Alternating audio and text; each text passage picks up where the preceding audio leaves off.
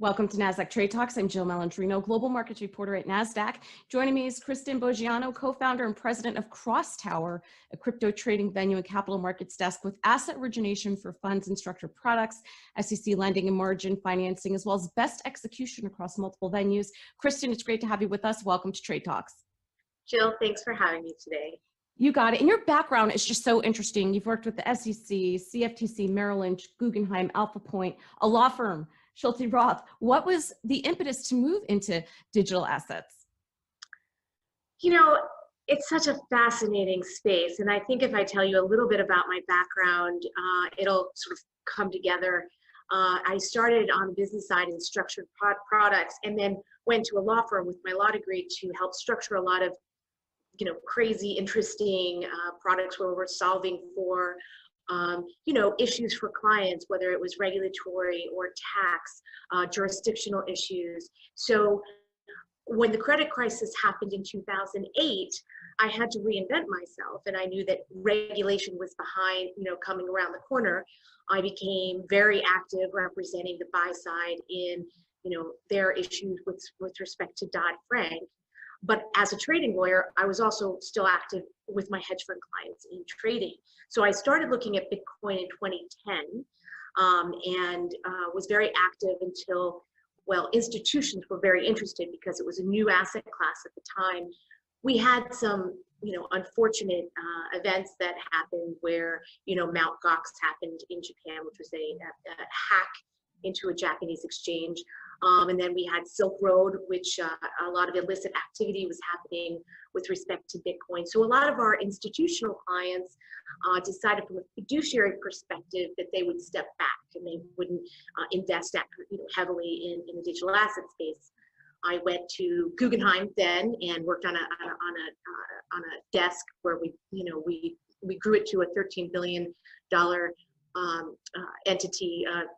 It was really in fixed income, but I was watching Bitcoin. And I left Guggenheim and I decided really to just dive in. And I started on the technology side and had a global perspective. I started the Digital Asset Regulatory Legal Alliance, DARLA, just really thinking about all of the issues going on. So this seemed like a very natural next step, was to start my own company in digital assets.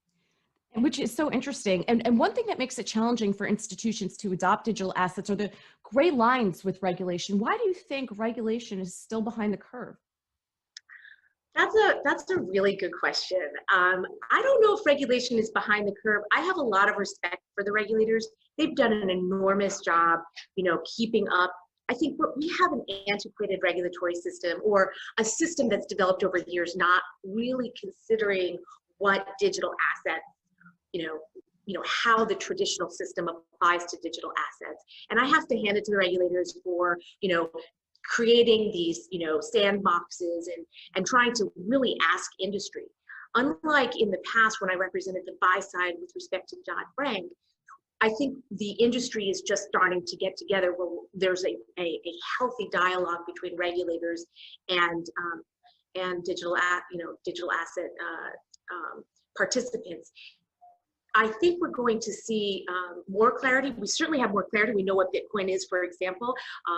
But this next administration should probably, I think, the next few years provide even more insight. Do you think structured products, or more of them being available, will help with institutional adoption?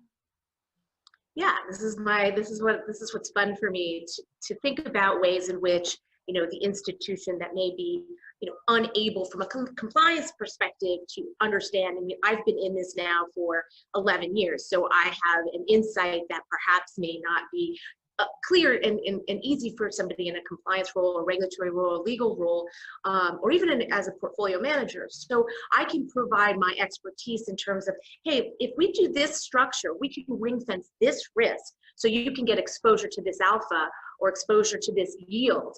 And that's what we're seeing now, is a lot of inflow from sophisticated players that are looking to really jump in. Yeah, and we certainly saw that reflective in the asset prices for sure. Yes, we're back almost to 40 again in Bitcoin. So I was thinking it would probably I didn't think that this was going to be a big, downward spiral. Yeah, I would agree with you there. Do you think when it comes to digital assets that the space is too fragmented?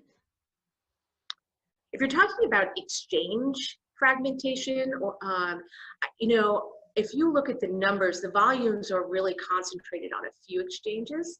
So you are really able to get that depth and liquidity if you look at just the top exchanges. Though there are a number of exchanges, I will say, spot exchanges. And Kristin, to wrap up here, tell us more about CrossTower. What sets it apart from other crypto trading venues? We have